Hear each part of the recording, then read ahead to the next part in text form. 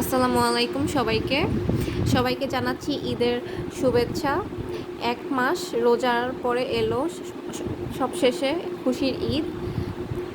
আপনারা সবাই আমাদের জন্য দোয়া করবেন, আমরাও আপনাদের জন্য দোয়া করব। আশা করি আপনারা ভালো আছেন। সারাদিন অনেক কাজকর্ম করেছে আমার খালা, আমি তার ভাগ্নি। আমার খালা সারাদিন অনেক রান্নাবান্না করলো।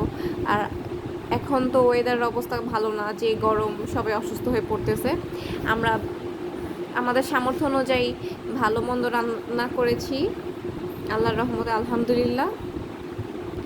রান্না করে অনেক রাত হয়ে গেল রান্না শেষ করতে করতে।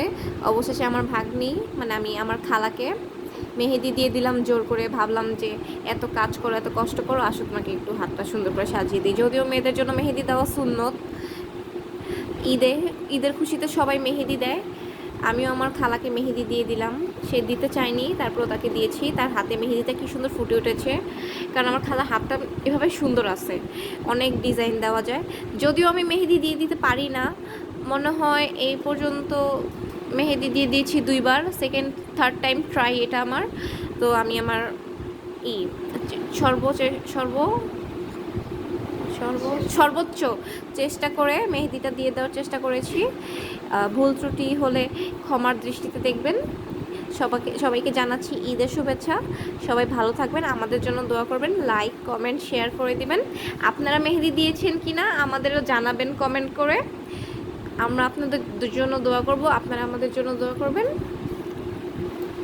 খালা এখন আপনাদেরকে 2-3 লাইন একটি ঈদের গান গেয়ে শোনাবে। বলো। রমজানের রোজা শেষে এলো খুশির ঈদ, রমজানের রোজা শেষে এলো খুশির ঈদ।